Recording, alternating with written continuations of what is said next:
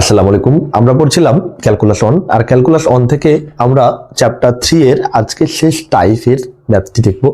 তো এর আগে আমরা টাইপ 1 থেকে 6 পর্যন্ত পড়েছি। তো 1 থেকে 6 পর্যন্ত যা যা পড়েছি ওগুলো কাজে মানে ও ধারণাগুলোকে আমাদেরকে কাজে লাগিয়ে টাইপ 7 এ আমরা অঙ্কগুলো করতে পারবো। তো এখানে আপনারা এই যে টাইপ 7 এর প্রথম ক্লাসটি যদি দেখেন, পরবর্তী ক্লাসগুলো আপনার কাছে একই মনে হবে, সবগুলো একই, জাস্ট অন্তরীকরণের বিষয়গুলো আলাদা। তো আমাদের প্রশ্ন দেখেন, বলছে রুট এক্স এর সাপেক্ষে ই টু দি পাওয়ার এক্স এর অন্তরক সহগ নির্ণয় করো। তো এই জায়গাতে আমরা একটা প্রপ চেঞ্জ দেখতে পাচ্ছি। আমরা এই যে টাইপ 1 থেকে 6 পর্যন্ত যা ছিল ভাই, সবগুলোই এক্স এর সাপেক্ষে অন্তরীকরণ করেছিলাম। এক্স এর সাপেক্ষে অন্তরীকরণ কেমন, এভাবে বলতো এক্স এর সাপেক্ষে ওয়াই সমান কিছু একটা দেওয়া থাকতো, বলতো অন্তরীকরণ করো, অন্তরীকরণ করো এক্স এর সাপেক্ষে ওয়াই সমান এত এর অন্তরীকরণ করো। তখন আমরা কি করতাম, এই যে ওয়াই আছে এক্স এর সাপেক্ষে অন্তরীকরণ করলে ডিওয়াই ডিএক্স হতো। এখন একটা জিনিস আপনি খেয়াল করেন, আমরা এর আগে এগুলো খেয়াল করিনি, আজকে এই ম্যাথে প্রবলেম হবে, এই জন্য আপনাদেরকে খেয়াল করতে হবে। এক্স এর সাপেক্ষে যার সাপেক্ষে বলেছে সে কিন্তু নিচে আসছে। আমরা যখন বলতো এক্স এর সাপেক্ষে ওয়াই এর অন্তরীকরণ কি, ডিওয়াই ডিএক্স, তাহলে যেহেতু এক্স এর সাপেক্ষে বলেছে, তো এক্স এর সাপেক্ষে যদি বলে তাহলে যে যার সাপেক্ষে বলবে সেটা নিচে হবে। তো দেখেন এক্স এর সাপেক্ষে ওয়াই এর অন্তরীকরণ, তার মানে কি ভাইয়া, নিচে এক্স আসবে, আর কাকে অন্তরীকরণ করছি, ওয়াই কে, তাহলে ওয়াই উপরে। এই প্রশ্নটাকে যদি আমরা উল্টিয়ে এখন লিখি যে ওয়াই এর সাপেক্ষে এক্স এর অন্তরীকরণ কত, এক্স এর অন্তরীকরণ, তাহলে ওয়াই এর সাপেক্ষে, সাপেক্ষ বলতে কি, নিচে, তাহলে নিচে কে আছে ভাইয়া, ওয়াই, তাহলে আমাদের নিচে হবে কি ডিওয়াই, কার অন্তরীকরণ করছি, এক্স এর, তাহলে হবে কি ডিএক্স। ক্লিয়ার? তাহলে আমরা এইটুকু বুঝেছি যে যার সাপেক্ষে হবে সেটা নিচে হবে। তাহলে আমাদের প্রশ্ন দেখেন রুট এক্স এর সাপেক্ষে, তাহলে এইটাকে আমরা যদি চিন্তা করি তাহলে ডি কার সাপেক্ষে, রুট এক্স এর সাপেক্ষে, তাহলে রুট এক্স কোথায় আসবে, নিচে আসবে, ডি রুট এক্স, আর কার অন্তরক সহগ ই টু দি পাওয়ার এক্স এর, D e to the power x. এইটা আমাদের বের করতে হবে বলেছে। এখন আমরা এইভাবে যতগুলো নর্মালি বলতে পারি ডিওয়াই ডিএক্স মানে এক্স এর সাপেক্ষে অন্তরীকরণ, ডিএক্স ডিওয়াই মানে ওয়াই এর সাপেক্ষে অন্তরীকরণ, যতটা সহজ ভাষায় বলতে পারি, এটা কিন্তু সহজ ভাষায় বলতে পারবো না, কারণ d e x by d root x একটা ঝামেলা তৈরি হয়ে আছে। এজন্য আমাদেরকে কি করতে হবে, এই সমস্যা থেকে উদ্ধারের জন্য আমাদেরকে একটা এক্স ধরতে হবে, একটা ওয়াই ধরতে হবে। সরি, এটা তো এক্স আছে, তাহলে একটাকে আমরা ওয়াই ধরবো, আরেকটাকে জেড ধরবো, ওয়াই আর জেড। তাহলে এইটুকু আমরা ক্লিয়ার ভাইয়া, যার সাপেক্ষে বলবে সেটা নিচে হবে। তাহলে আমরা কার সাপেক্ষে বলেছি, রুট এক্স এর সাপেক্ষে, তাহলে ডি রুট এক্স, আর কার অন্তরীকরণ e to the power x এর, তাহলে d e to the power x এর, এই মানটা বের করতে বলেছে আমাদেরকে। তাহলে এই যে একটা প্রবলেমে পড়ছি, এখান থেকে উত্তরণের জন্য আমাদেরকে ধরে নিতে হবে একটা ওয়াই আর একটা জেড। এক্স ধরতে পারবো না যেহেতু এটা এক্স এরই ফাংশন, তাহলে ধরি প্রথমে এটা কত আছে, রুট এক্স, তাহলে ধরি ওয়াই সমান রুট এক্স এবং জেড সমান ই টু দি পাওয়ার এক্স।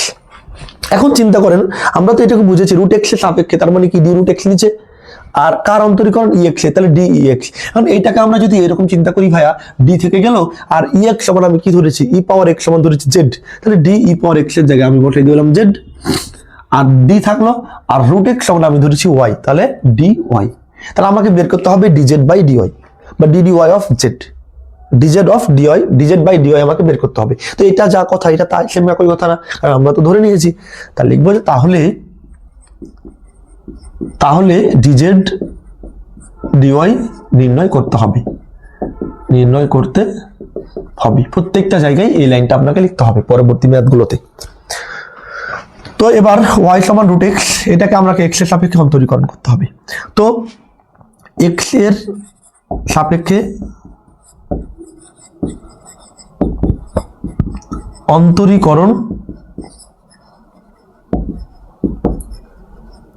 করে পাই, তো এক্স এর সাপেক্ষে যদি আমি এটাকে অন্তরীকরণ করি, তাহলে ওয়াই এর অন্তরীকরণ যদি করি, তাহলে পাবো কত, ডিওয়াই ডিএক্স, আর এখানে রুট এক্স, তো রুট এক্স এর অন্তরীকরণ কি ভাইয়া, রুট এক্স এর অন্তরীকরণ 1/2 রুট এক্স, তাহলে 1/2 রুট এক্স, এটা 1 নম্বর সমীকরণ দিয়ে রাখবো। আবার জেড সমান ই টু দি পাওয়ার এক্স আছে, আবার জেড সমান ই টু দি পাওয়ার এক্স। তো এটাকেও আমি কি এক্স এর সাপেক্ষে অন্তরীকরণ করব, এক্স এর সাপেক্ষে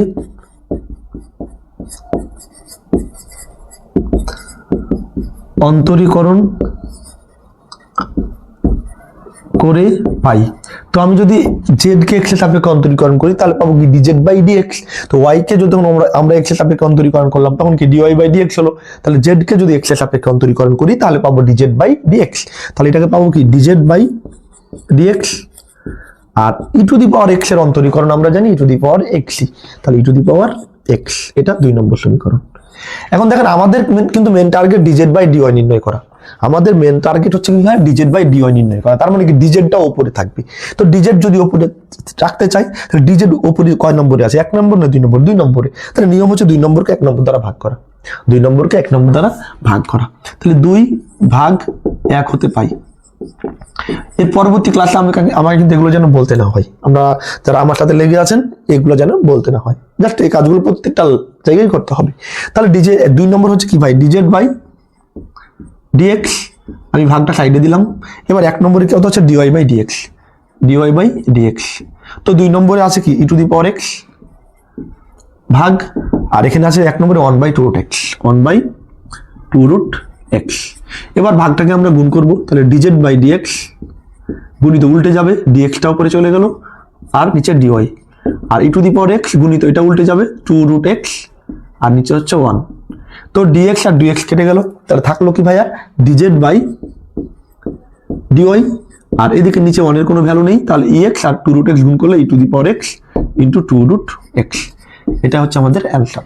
তো দেখেন আমরা এই টাইপ 7 এর এরকম রিলেটেড ওগুলো এক্স এর সাপেক্ষে বলবে না, কোনো কিছু ফাংশনের সাপেক্ষে বলবি, আর এরকম ভাবে মানে এরকম প্রবলেম থেকে আমাদের বাঁচার জন্য একটাকে ওয়াই একটাকে জেড ধরতে হবে, দেন এইরকম চিন্তা ভাবনা করে দুটোকে এক্স এর সাপেক্ষে অন্তরীকরণ করতে হবে, 2 নম্বরকে 1 নম্বর দ্বারা ভাগ করতে হবে। প্রত্যেকটা অঙ্ক হচ্ছে এইরকম নিয়মের।